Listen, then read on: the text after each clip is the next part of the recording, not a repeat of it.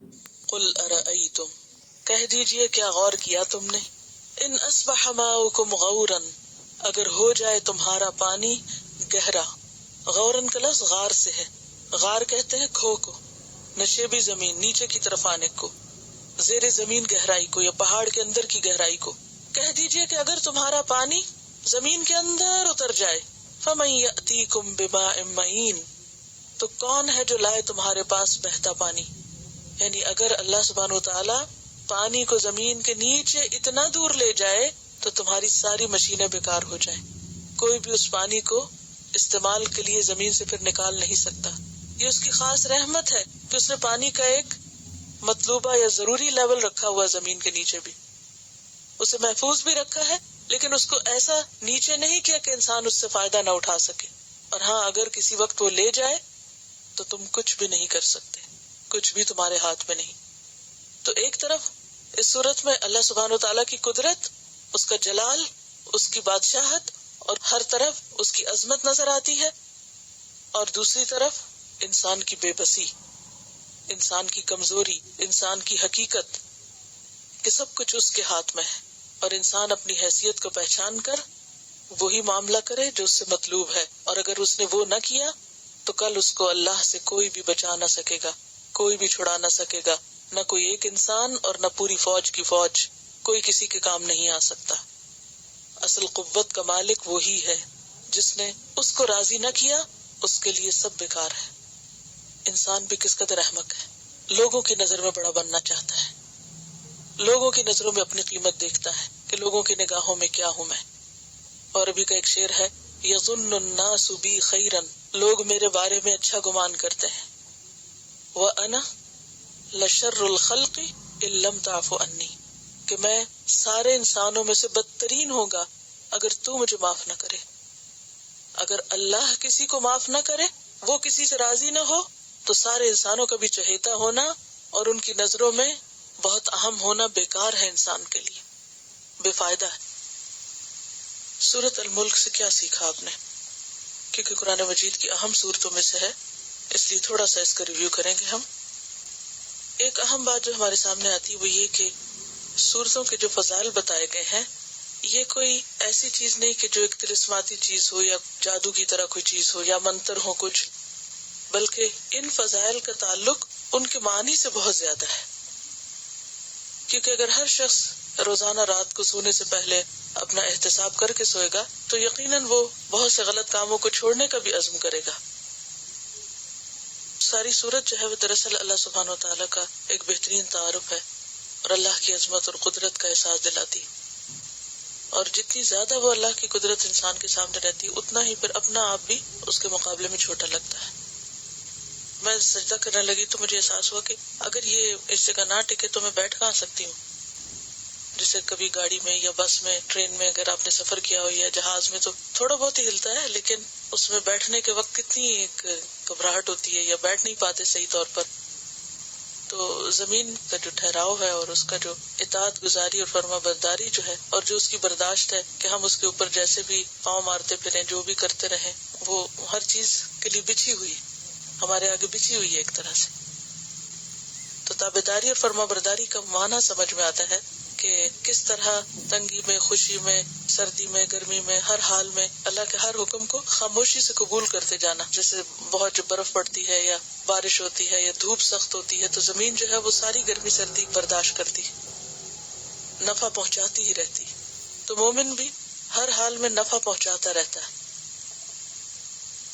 یہ جو لفظ ہے نا ذلول، اگر آپ اس کے اوپر توجہ کریں نا کبھی تو دل شکر گزاری سے بھر جاتا ہے. ذلول، ذلول کا مطلب یہ ہے کہ بس بچھی ہوئی ہے، تابع دار ہے. اچھا، ہم عام طور پہ کیا کہتے ہیں جب اریٹیٹ ہوتے، کوئی سنتا ہی نہیں ہماری بات، کوئی بات ہی نہیں مانتا. بھی دیکھو جس زمین پہ کھڑے وہ کتنی بات مان رہی ہے تمہاری، اور پھر ہم کس قدر ناشکر ہیں کہ اس کو کس طرح نقصان دے رہے ہیں اور کس طرح اس کو ضائع کر رہے ہیں. اتنی شرمندگی ہوتی ہے نا کہ اگر زمین اتنی تابعدار ہے اور ہر چیز اتنی تابعدار ہے اللہ کی، تو ہماری تابعداری کا کیا حال ہے. ہم نے اللہ کو بحیثیت رب پہچانا ہی نہیں، اس کو رب نہیں مانتے. ہمارے اور بہت سے رب بنے ہوئے ہیں جن سے ہم ڈرتے ہیں اور جن سے ہم توقعات رکھتے ہیں اور جن سے ہم نے اپنے بہت کچھ وابستہ کیا ہوا ہے. اچھا، پرندوں کے بارے میں ایک چیز آپ سے شیئر کرنا چاہ رہی تھی کہ پرندے جو ہیں ان کے لیے یہاں پر لفظ استعمال ہوا خاص طور پر کہ صافات ہیں. صف کی بات اگرچہ آپ پہلے بھی بہت دفعہ پڑھ چکے ہیں، سورۃ الصف، سورۃ الصافات، اور فرشتوں کی صفیں اور نماز کی صفیں اور صف بندی کی فضیلت اور فائدے، اور یہاں پر پرندوں کی صفوں کی بات ہے. یعنی اگرچہ ان کے پر پھیلانا بھی ہے لیکن اس کے ساتھ ساتھ یعنی کہ وہ صف اور لائن جو ان کی ہے وہ بھی قابل غور ہے. آیت ذرا دیکھیے کیا ہے. اولم یروا الی الطیر فوقہم، انداز آپ دیکھیے، خطاب دیکھیے. اولم یروا الی الطیر فوقہم، کیا انہوں نے دیکھا نہیں، کیا انہوں نے غور نہیں کیا، الی الطیر پرندوں کی طرف، فوقہم جو ان کے اوپر ہے. کیا مطلب ہے؟ اللہ سبحانہ وتعالیٰ سوال کیوں کر رہے ہیں؟ کیوں سوال کر رہے ہیں؟ غور کرو اور اس سے کچھ سبق سیکھو. کبھی دیکھا نہیں تم نے کہ پرندے کس طرح اڑتے ہیں اور کس طرح وہ پر پھیلائے ہوئے ہوتے ہیں اور کس طرح وہ قطار باندھ کے جا رہے ہوتے ہیں اپنی اڑان میں. زمین پر قطار بنانا، صف بنانا آسان ہے، لیکن جب زمین سے اتنی بلندی کے اوپر، جبکہ چاروں طرف آسمان ہی آسمان دکھتا اور زمین بھی نیچے، تو وہ کوئی ایسی جگہ نہیں ہوتی کہ جہاں پر کھڑے ہو کر کوئی اپنی صف آگے پیچھے کر کے تو درست کرے. اگر ہمیں کبھی لائن بنانی بھی پڑے تو ہماری لائنیں ہوش گوش رکھتے ہوئے جو روز ہم بناتے ہیں، نمازی کے صف دیکھ لیں تو اس میں ہر روز کوئی نہ کوئی غلطی کرتے ہیں، کبھی آگے ہو جاتے ہیں کبھی پیچھے ہو جاتے ہیں. لیکن کبھی آپ نے دیکھا ہوگا ہنس جو پرندہ ہے، وی شیپ میں جو لائن بنا کے وہ چل رہے ہوتے ہیں، تو میں ہمیشہ حیران ہوتی ہوں کہ کس طرح یہ اس کو مینٹین کرتے ہیں. ذرا سا بھی فرق نہیں ہوتا. اور پھر سیدھی لائن بنانا پھر آسان ہوتا ہے، اور پھر ایک خاص شیپ میں ان کی جو صف ہے وہ ضرور اٹریکٹ کرتی ہے. انسان سب کام چھوڑ کے جب تک وہ نظر آتے ہیں دیکھتا ہی چلا جاتا ہے. تو اس پر یہ ایک چھوٹی سی تحریر، کافی یہ بھی تھاٹ پرووکنگ ہے، کیونکہ اللہ تعالیٰ فرماتے ہیں ولم یروا، کیا انہوں نے دیکھا نہیں، یعنی غور و فکر نہیں کیا. تو اس میں غور و فکر کی ضرورت ہے. The sense of the goose. In the fall, when you see geese heading south for the winter flying along in the V formation, you might be interested in knowing what science has discovered about why they fly that way. It has been learned that as each bird flaps its wings, it creates an uplift for the bird immediately following. By flying in a V formation, the whole flock adds at least 71% greater flying range than if each bird flew on its own. کیا سمجھ میں آئی؟ Unity اور مل کے کام کرنا اور اکٹھے سفر کرنا. اور خاص طور پر جتنی اونچی اڑان ہو اس میں اتنی ہی مشکلات زیادہ ہوتی ہیں. تو اس میں اگر ایک ترتیب کے ساتھ یہ چلتے ہیں اس وی فارمیشن میں، تو اس میں 71% زیادہ فاصلہ طے کر لیتے ہیں بنسبت اس کے کہ وہ اکیلے اڑے. So what we learn from this is that people who are part of a team and share a common direction get where they are going quicker and easier because they are traveling on the trust of one another.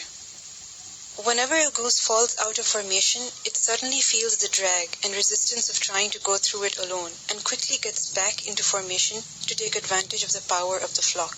اس سے کیا پتہ چلا؟ وَتَوَاصَوْا بِالْحَقِّ وَتَوَاصَوْا بِالصَّبْرِ، کہ اگر کوئی پیچھے رہ گیا تو اس کو پکڑ کے ساتھ کھینچ لو، ملا لو، اس شیپ میں جا کے جہاں اس کی جگہ ہے وہیں پر جاتا ہے. So if we have as much sense as a goose, we will share information with those who are headed the same way we are headed, the same way we are going. When the lead goose gets tired, he rotates back in the wing and another goose takes over. So it pays to share leadership and take turns doing hard jobs. اس سے کیا سیکھ؟ اہم ذمہ داریوں کو ادا کرنے کے لیے، اس بوجھ کو اٹھانے کے لیے کیا ضروری ہے؟ اشراکت ضروری ہے. اور پھر یہ ہے کہ اگر کوئی ایک شخص ایک بوجھ کو اٹھانے کے قابل نہیں یا وہ تھک گیا ہے تو وہ کیا کرے؟ وہ دوسرے کو جو اس سے بہتر وہ رول ادا کر سکتا ہو اس کو وہ رول ادا کرنے دے، تاکہ وہ کام جو ہے یا وہ جو منزل ہے اس تک سب پہنچ سکے. The geese honk from behind to encourage those up front to keep their speed. Words of support and inspiration help energize those on the front line, helping them to keep pace in spite of the day-to-day pressures and fatigue. Finally, when a goose gets sick or is wounded by a gunshot and falls out, 2 geese fall out of the formation and follow the injured one down to help and protect him. They stay with him until he is either able to fly or until he is dead, and then they launch out with another formation to catch up with their group. If we have the sense of a goose, we will stand by each other when things get rough. The next time you see a formation of geese, remember, it is a reward, a challenge, and a privilege to be a contributing member of a team. تو یہ ہے وہ اولم یروا الی الطیر فوقہم صافات ویقبضن ما یمسکہن الا الرحمن. خلاصہ کیا ہے؟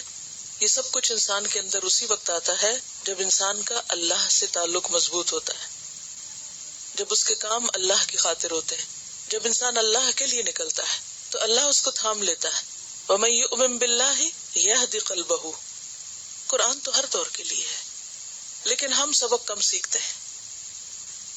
اس کے اوپر کافی سارا اور بھی میٹر تھا، لیکن وقت کی کمی کے باعث اس کو ایڈ نہیں کیا جا سکتا، کیونکہ ان میں بہت حیرت انگیز چیزیں ہیں جن کی طرف ہم نے کبھی غور ہی نہیں کیا، توجہ ہی نہیں کی. اور اس میں خاص طور پر ایک اور بات یہ کہ جو ان کی رفتار ہے اڑنے کی وہ امیزنگ ہے. مثلاً 50% جو برڈز ہیں وہ افقی سمت میں پرواز کے ذریعے ایک گھنٹے میں 64 کلومیٹر سے زیادہ فاصلہ طے نہیں کر سکتے، لیکن ایک خاص قسم کا باز جو ہے وہ سینکڑوں میل فی گھنٹہ کی رفتار سے اڑ سکتا ہے، اور 350 کلومیٹر 217 مائلز پر آور رفتار جو ہے وہ ریکارڈ کی گئی ہے. اور ایشیا میں بھی ایک ایسا باز پایا جاتا ہے جو اسی طرح 250 سے 300 کلومیٹر تک ایک گھنٹے میں اڑ سکتا ہے. پھر خاص طور پہ مائگریشن کا جو سارا سلسلہ ہے وہ اور بھی زیادہ قابل غور ہے کہ وہ دن اور رات مسلسل اڑتے ہیں.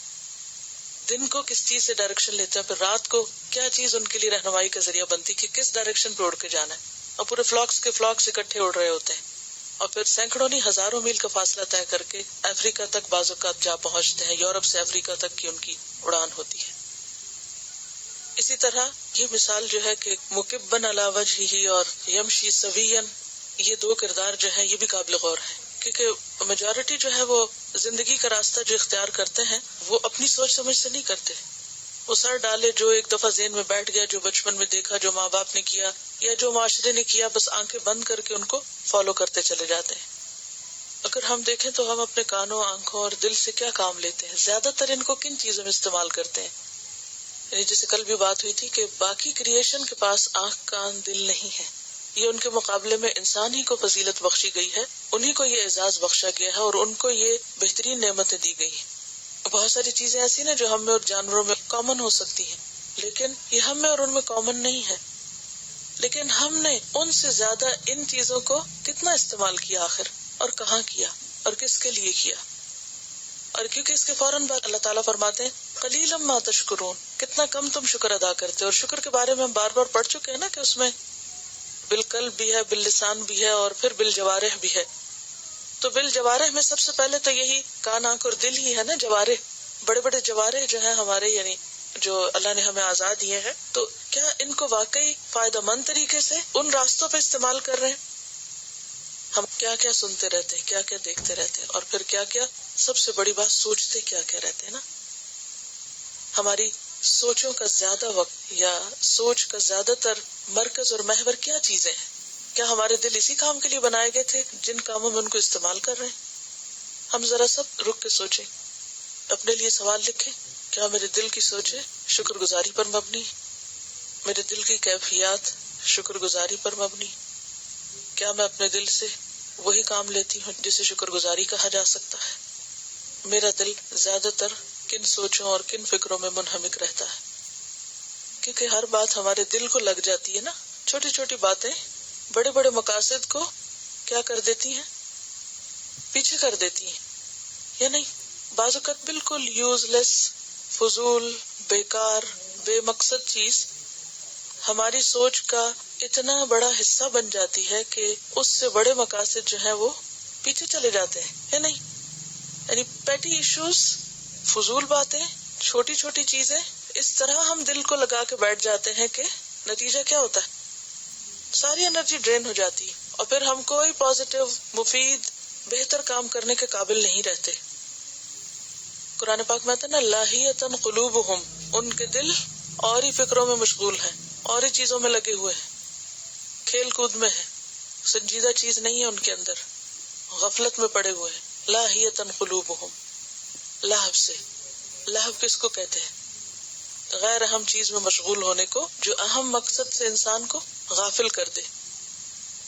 بعض اوقات ہم گھنٹوں سوچتے رہتے ہیں کوئی ایسی بات کہ جس کا سوچنا ہمیں نہ دنیا میں اور نہ آخرت میں کوئی فائدہ نہیں دیتا. اس سے اپنے آپ کو بچانا، اس سے نکالنا اور نکال کر کسی مفید کام میں اس کو لگانا کس قدر ضروری ہے. اسی لیے اللہ تعالیٰ فرماتے ہیں نا کہ میں اپنے بندوں پہ ظلم ڈھانے والا نہیں ہوں، یہ بندے خود ہی ہیں جو اپنے اوپر ظلم کرتے ہیں. پھر اسی طرح یہ بھی ہے کہ یہ جاننے کے باوجود بھی کہ رزق اصل میں اللہ ہی کے ہاتھ میں ہے، لیکن اس کے باوجود سب کچھ اس سے لے کر اسی کو ماننے کو تیار نہیں ہے. یہ غور سے سننے کے لیے چند ایک ٹپس ہیں، ان کی دہرائی کر لیں. 6 key traits of excellent listeners. Listening is often connected with higher levels of leadership effectiveness, trustworthiness, and understanding. These truly excellent listeners have certain traits in common. These people, number 1, concentrate on what the other person is saying. Focus solely on it verbally, physically, and emotionally. This is to gain a greater understanding of the other person. Number 2, don't interrupt. Jot ideas on notepad to refer to later. Concentrate genuinely and learn tactful tools to use when an interruption is absolutely necessary.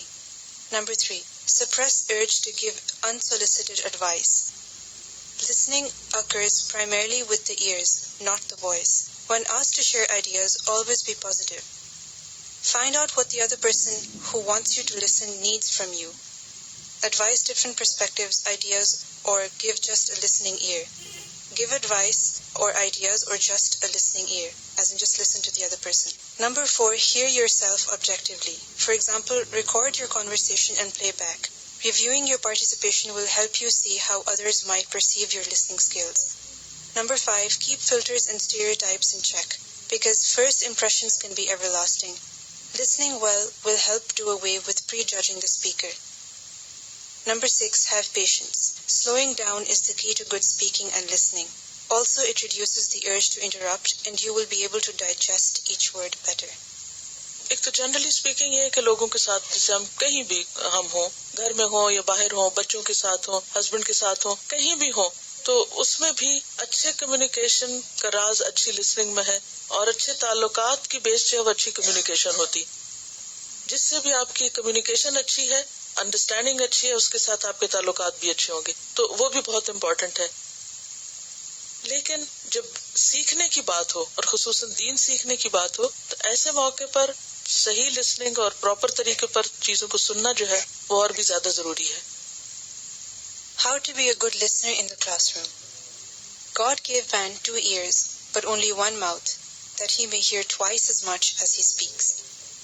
Listening is an art that requires the listener to be mentally and emotionally present. It is with careful and attentive listening and learning that the mind and heart will be able to absorb information and eventually output that information in one beautiful form or another.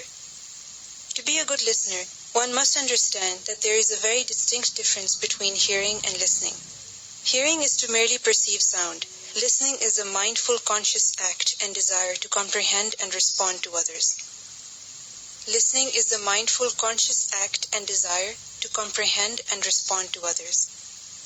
Unfortunately, good listening does not come naturally and must be learned, just as public speaking is learned through practice, patience, and commitment. Number 1, focus. When listening, be completely there. Many people tend to drift off to the never-ending returning past or distant future. Live in the moment, and you will truly experience life. Number 2, come prepared, so that you will be more focused. Review previous lesson and look over the next lesson and have mental questions prepared. Number 3, take notes. The more you make use of your senses, that is listening, writing, and speaking, the more you will absorb information. Number 4, open mind. Listen with an open mind and heart and try not to be biased. Avoid supersensitive learning where one refuses to listen to anything they don't agree with. Number 5, sit near the front so as not to miss anything and to totally experience the waves of knowledge first. Number 6, be involved. Participate in interactive discussions led by the instructor, for they truly are golden opportunities. One cannot afford to be hesitant and shy, as it is at the expense of not gaining knowledge. And most importantly, do not interrupt. People do more harm than they think when they interrupt.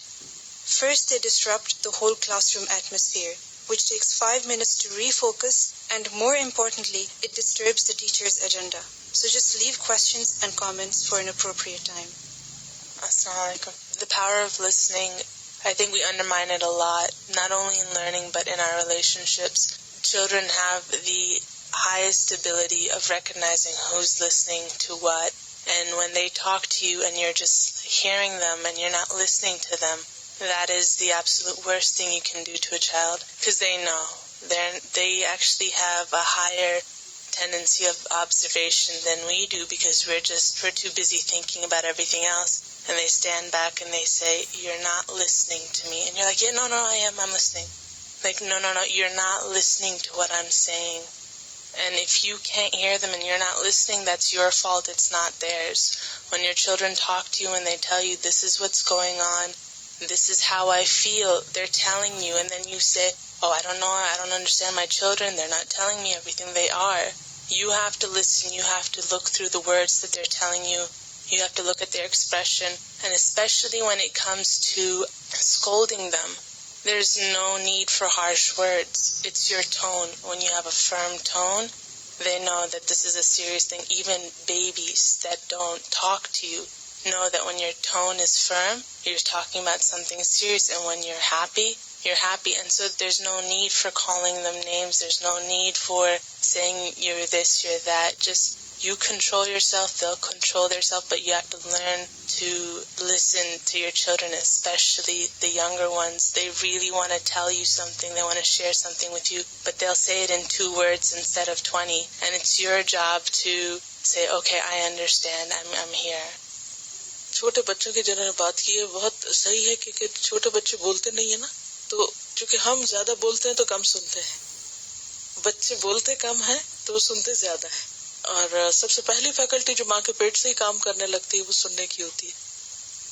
Even وہ آپ کی آواز کو پہچانتا ہے پیدا ہونے سے پہلے ہی، بیفور برتھ وہ آپ کی آوازوں سے مانوس ہو جاتا ہے. اور پھر اس کے بعد یہ کہ اکثر مائیں جب بچوں کو سناتی بھی ہیں یا ان کی سنتی بھی ہیں تو وہی بات ہے، سنتی کم ہے، لیکن جتنا ہم چیخ پکار کرتے ہیں وہ پھر ان تک کم جاتی ہے، وہ اوپر اوپر اوپر گھومتی رہتی ہے. یہ خسف اور مسخ کے بارے میں کچھ احادیث ہیں. حضرت عائشہ کہتی ہیں رسول اللہ صلی اللہ علیہ وسلم نے فرمایا، اس امت کے آخری لوگوں میں زمین میں دھنسنے، شکلیں مسخ ہونے اور آسمانوں سے پتھروں کی بارش برسنے کے واقعات ہوں گے. یعنی اپنی امت کے بارے میں بتایا. حضرت عائشہ نے عرض کیا، یا رسول اللہ صلی اللہ علیہ وسلم، کیا ہم نیک لوگوں کے ہوتے ہوئے ہلاک ہو جائیں گے؟ فرمایا، ہاں، جب فسق و فجور غالب ہو جائے گا تو لوگ ہلاک ہوں گے. یعنی جب برائیاں اچھائیوں سے بڑھ جائیں گی تو پھر ایسا ہوگا. بعض بستیاں اس طرح زمین میں دھنسا دی جائیں گی کہ ان کا ایک فرد بھی زندہ نہیں بچے گا. حضرت عبد الرحمن بن سحار عبدی اپنے باپ سے روایت کرتے ہیں کہ ان کے باپ نے نبی صلی اللہ علیہ وسلم کو فرماتے ہوئے سنا، قیامت قائم نہ ہوگی حتیٰ کہ بعض قبیلے زمین میں دھنسا دیے جائیں گے اور لوگ پوچھیں گے کہ فلاں قبیلے سے کوئی بچا ہے، یعنی کہ پورے کا پورا قبیلہ جو ہے وہ برابر ہو جائے گا. عبداللہ بن عباس سے روایت ہے، رسول اللہ صلی اللہ علیہ وسلم نے فرمایا، اس ذات کی قسم جس کے ہاتھ میں محمد صلی اللہ علیہ وسلم کی جان ہے، میری امت کے کچھ لوگ فخر و غرور، کھیل تماشے میں رات بسر کریں گے، لیکن صبح کے وقت بندر اور سور بنے ہوئے ہوں گے. حرام کو حلال ٹھہرانے، گانے والیوں کے عام ہونے، شراب پینے، سود کھانے اور ریشم پہننے کی وجہ سے، یعنی جب یہ خرابیاں عام ہوں گی. سہل بن سعد سے روایت ہے کہ رسول اللہ صلی اللہ علیہ وسلم نے فرمایا، آخری زمانے میں خسف، قذف اور مسخ ہوگا. عرض کیا گیا، یا رسول اللہ صلی اللہ علیہ وسلم یہ کب ہوگا؟ آپ نے فرمایا، جب گانے بجانے کے آلات اور گانے بجانے والی عورتیں ظاہر ہوں گی، نیز شراب کو حلال سمجھ لیا جائے گا. پھر خاص طور پر بصرہ کا ذکر کر کے آپ نے فرمایا، انس بن مالک سے روایت ہے کہ رسول اللہ صلی اللہ علیہ وسلم نے فرمایا، اے انس، لوگ مختلف شہر بسائیں گے اور انہی میں سے ایک شہر ہوگا جس کا نام بصرہ یا بصیرہ ہوگا. اگر تو اس شہر میں جائے تو اس کے بساخ اور قلعہ 2 جگہوں کے نام ہیں، ان میں نہ جانا، اس کے بازار میں بھی نہ جانا، وہاں کے عمراء کے دروازوں پہ بھی نہ جانا، بلکہ اس کے جنگلوں میں چلے جانا، اس لیے کہ اس شہر میں خسف اور قذف یعنی پتھروں کی بارش اور رجم یعنی زلزلہ ہوگا. لوگ رات کو صحیح سالم سوئیں گے، صبح کے وقت بندر اور سور بنے ہوئے ہوں گے. اور اس میں یہ ہے کہ گناہگاروں کے ساتھ نیک لوگ بھی ساتھ ہی شامل ہوں گے. یہ کتاب ہے علامات قیامت کا بیان. اس میں 2 دفعہ یہ بات آتی ہے نا کہ کیا لوگ اس بات سے بے خوف ہو گئے ہیں، یعنی اس بات سے ڈر نہیں لگتا کہ اللہ کی نافرمانیوں کے صلے میں یا نتیجے میں دنیا میں ہی کوئی آفت انسان پہ آ جائے، لیکن ہم کس درجے پہ ڈرتے ہیں، کس درجے پہ یہ خوف بھی کھاتے ہیں اور توبہ کر کے سوتے ہوں۔ دنیا میں اپنے گناہوں کا، غلطیوں کا اعتراف کرنا سب سے مشکل کام ہے، لیکن اگر انسان یہاں کر لیتا ہے تو کل اس کو مشکل پیش نہیں آئے گی، اور اگر انسان آج اعتراف نہیں کرتا تو کل اس کے لیے زیادہ بڑی مشکل ہوگی۔ آج کا اعتراف قابل قدر ہے، لیکن کل کا اعتراف بے فائدہ ہے، وہاں اعتراف جو ہے اس سے حاصل کچھ نہیں ہوگا۔ دیکھیے، آج انسان اگر اعتراف کرتا ہے تو اللہ تعالیٰ اس انسان کو اپنی رحمت میں لپیٹ لیتا ہے، کہ توبہ کے لیے اعتراف ضروری ہوتا ہے نا، کہ انسان مان جائے تبھی توبہ ہوتی ہے، اعتراف کے بغیر توبہ نہیں ہوتی۔ لیکن کل جب اعتراف کریں گے تو نتیجہ کیا ہوگا؟ فَسُحْقًا لِأَصْحَابِ السَّعِيرِ، یعنی آج سمجھ آ رہی بات؟ آج کا اعتراف باعث رحمت ہے اور کل کا اعتراف باعث لعنت ہے۔ اس وقت اعتراف کے بعد ان کو رحمت نہیں بلکہ لعنت سے سابقہ ہوگا، اللہ کی رحمت سے اور دور ہو جائیں گے۔ یہ بہت اہم نکتہ ہے، ہم اس پر بھی اپنے آپ کو بارہا چیک کریں کہ جب ہم پر کوئی مشکل آتی ہے، اینی ڈیفیکلٹ مومنٹ، ہمارا فرسٹ ریئیکشن کیا ہوتا ہے؟ ہمارا پہلا دھیان کدھر جاتا ہے؟ ہمارا پہلا خیال کیا آتا ہے کہ ہم کس سے شیئر کریں، کس سے بات کریں؟ جب تک وہ نمبر 1 پہ اللہ سبحانہ وتعالیٰ نہیں آ جاتا نا تو بات نہیں بنے گی، کیونکہ یہاں پر آیت نمبر 20، امن هذا الذی هو جند لکم ینصرکم من دون الرحمن، کوئی لشکر، کوئی قوت انسان کو اللہ سے نہیں چھڑا سکتی۔ کہ جب بھی مشکلات آتی ہیں تو ہم عام طور پر کبھی دائیں کبھی بائیں، کبھی اس پہ اچھا اس سے کہوں، اس سے کروں، وہ کرے، وہ میرے لیے مدد کرے، وہ ساتھ دے، وہ کام آئے۔ لیکن جب آپ اللہ پہ چھوڑ دیتے ہیں اور اللہ ہی کو پکارتے ہیں اور اللہ کی طرف رجوع کرتے ہیں تو ایک تو یہ کہ فوری طور پر ہلکے ہو جاتے ہیں، اور دوسری بات یہ ہے کہ واقعی وہ مشکل آسان ہو بھی جاتی ہے۔ نہیں، ان سے اور بہت سی باتیں کریں، کیوں نہ کریں، ان سے مشورہ بھی لیں، ان سے ڈسکس بھی کریں، ان سے شیئر کریں، وہ سب ٹھیک ہے، لیکن انسٹنٹ پہلا خیال کوئی بری خبر سنے، کوئی چیز، تو جو ایک ہوتا ہے نا پہلی بات، وہ یہ کہ اللہ ہے نا، اور اللہ سننے والا ہے نا، اور اللہ مشکل آسان کرنے والا ہے، اور وہ کرے گا، وہ ہر چیز پہ قادر ہے، وہ بادشاہ ہے، بیدہ الملک وہو علی کل شیء قدیر۔ تو اس میں آپ دیکھیں گے کہ آپ کے اندر ایک ایسی انرجی آئے گی کہ آپ پھر سے اپنے آپ کو اس قابل پائیں گے کہ آپ اس چیز کا مقابلہ کر سکیں۔ اور اس کے ساتھ ہی یہ ہے کہ جہاں تک انسانوں کے ساتھ ڈسکس کرنا اور شیئر کرنا وہ اپنی جگہ پر ہے، لیکن کبھی یہ نہ سمجھے کہ انسان آپ کے لیے کچھ کر سکتے ہیں۔ کوئی کچھ نہیں کر سکتا جب تک اللہ نہ چاہے۔ قل هو الرحمن آمنا به وعلیہ توکلنا۔ توکل اصل میں آتا ہے ایمان کے ساتھ ہے، اور اس دنیا اور آخرت میں کامیابی کے لیے ہے بہت ضروری۔ ہوتا کیا ہے، جب ہمیں غصہ آتا ہے یا کوئی بھی مسئلہ ہوتا ہے تو ہم دوسروں کے اوپر فرسٹریشن اپنی نکال دیتے ہیں، لیکن اصل چیز کیا ہے؟ اس وقت اللہ کو پکارنا۔ یہ جو ایموشنل انڈیپینڈنس ہے یہ بھی بہت امپورٹنٹ ہے۔ ہم عام طور پر دنیاوی اعتبار سے یا مادی اعتبار سے انڈیپینڈنٹ کا سوچتے ہیں کہ خود کمانے لگے، خود اپنے پاؤں پہ کھڑے ہو جائیں، لیکن بہت سے لوگوں کو آپ نے دیکھا ہوگا کہ اکنامکلی انڈیپینڈنٹ ہونے کے باوجود بھی ایموشنلی انڈیپینڈنٹ نہیں ہوتے۔ تو وہ اسی صورت میں ہوتا ہے جب انسان کا ہر غم، خوشی، رنج کے موقع پر اللہ پہ بھروسہ ہو۔ یہ قرآن کی خوبصورتی ہے کہ ایک طرف اتنی جلالی آیات ہے اور دوسری طرف بیچ میں الرحمن کی تکرار ہے۔ انہوں نے بہت اچھی بات سیکھی کہ دین کی تبلیغ کا کام شروع کہاں سے کیا جائے، یعنی جب ہم دوسروں کو نیکی کی طرف بلاتے ہیں تو ہم رینڈم چیزیں شروع کر دیتے ہیں، کسی کو نماز کا کہنے لگتے ہیں، کسی کو حجاب کا، کسی کو کسی اور چیز کا، لیکن بنیاد نہیں بناتے۔ پہلا کام کرنے کا کیا ہے؟ تو اس کا جواب ہے اس صورت میں، پہلا کام لوگوں کو اللہ کی پہچان کرانا، اللہ سے جوڑنا، اللہ سے محبت، اللہ کا خوف، اللہ کی عظمت، اللہ کی قدرت کا احساس دلانا۔ جب انسان اللہ کو پہچان جاتا ہے تو پھر اس کی بات بھی مان جاتا ہے، پھر ماننا آسان ہو جاتا ہے، اور خواہ اپنے بچے ہوں یا دوست ہوں یا کوئی بھی، تو اللہ کا ذکر جو ہے یا اللہ کی یاد یا اللہ کی عظمت یا اللہ کی چھوٹی چھوٹی نعمت، اس کے لیے ضروری نہیں کہ آپ ہر ایک کے سامنے سورت پوری کھول کے پھر آپ اس کو تفسیر کر کے سنائیں اور وہ اس کو اللہ کی پہچان ہو، یہ باتیں آپ کے اپنے دل میں اتری بھی ہوں۔ پھر آپ کھانا بھی کھا رہے ہیں تو آپ مثلاً اورنج کھا رہے ہیں، اورنج کی ایک جو چھوٹی سی وہ جو ڈراپ پیکڈ ہوتا ہے، آپ اس کو ہی نکال کے آپ دکھائیں کہ یہ دیکھو اس طرح کا کوئی پیک کر سکتا ہے دنیا میں؟ کوئی فیکٹری ہے جو ایسی پیکنگ کرے؟ کس نے کیا، کہاں کیا؟ اور ایک نہیں، سارے ڈراپس اسی طرح پیکڈ ہیں. تو کتنی نازک جھلی اور کتنی چھوٹی مائنیوٹ سی پیکنگ ہے، اور کتنے آرڈر میں اور کتنے بہترین طریقے سے ان کو وہاں پر فکس کر کے رکھا ہوا ہے کہ وہ یہ بھی تو ہو سکتا تھا نا ادھر ادھر ہلتے جلتے تھے. انار کھولیں، اس کی پیکنگ آپ دیکھیں کیسی کیسی لیئرز کے اندر کس کس طریقے سے ان کو کیسے جوڑا ہوا ہے. یعنی ہر روز ایک نئی چیز، ایک نیا اینگل، ایک نئی بات. پانی کا گھونٹی اگر پی رہے ہیں تو آپ اسی پہ ہی کہہ سکتے ہیں کہ یہ آیت یاد رکھیں جو آخری آیت ہے. Assalamu alaikum. I was just mentioning how I've come across different Christian missionaries, and they would go to different villages, and these people absolutely illiterate. They did not know dirt from clean. And when the missionaries would go to them, they would work with them, and the only thing they would teach them is about creation of Allah subhanahu wa ta'ala, the mercy of Allah subhanahu wa ta'ala, and that's how they converted millions of people across the globe into Christianity. The problem with the Muslims today is ہم مسئلے مسائل لے کے بڑھ جاتے ہیں، یہ حرام ہے، وہ حلال ہے، یہ شریعت میں ہے، یہ نہیں ہے. So we got it, because if you take example from the seerah of Rasulullah sallallahu alaihi wasallam, he spent 13 years in Makkah just saying La ilaha illallah. That's it. So if we begin with just La ilaha illallah and just carry Surah Ikhlas with us wherever we are and convey it to people, we can serve as missionaries of Islam, inshallah. Jazakumullah khair.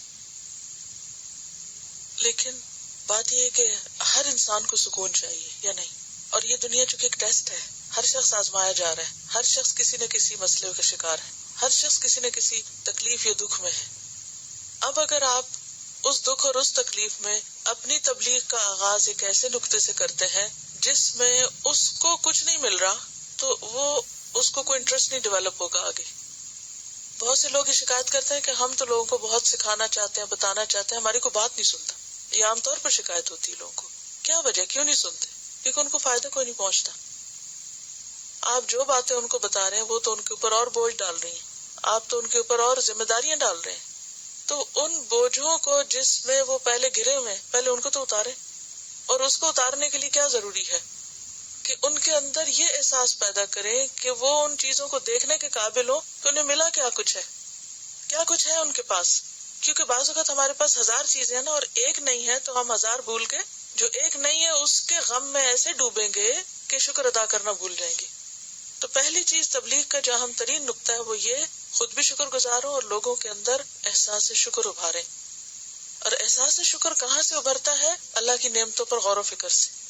اور جب انسان اللہ کی نعمتوں پر غور و فکر کرنے لگتا ہے تو اللہ کی عظمت اور اللہ کی محبت اور اللہ سے ایک خاص کنیکشن محسوس ہونے لگتا ہے.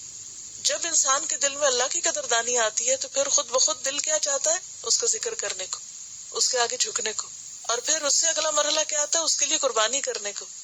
پھر اس سے آگے پھر وہ قرب کا لیول بڑھتا چلا جاتا ہے تاکہ انسان اپنی ہر چیز اللہ کے راستے میں دینے کے لیے تیار ہو جاتا ہے. اور اس سے کیا ہوتا ہے کہ دین کو ایسے سپورٹرز ملتے ہیں کہ جو اپنا سب کچھ اس کے راستے میں دینے کو تیار ہو جاتے ہیں.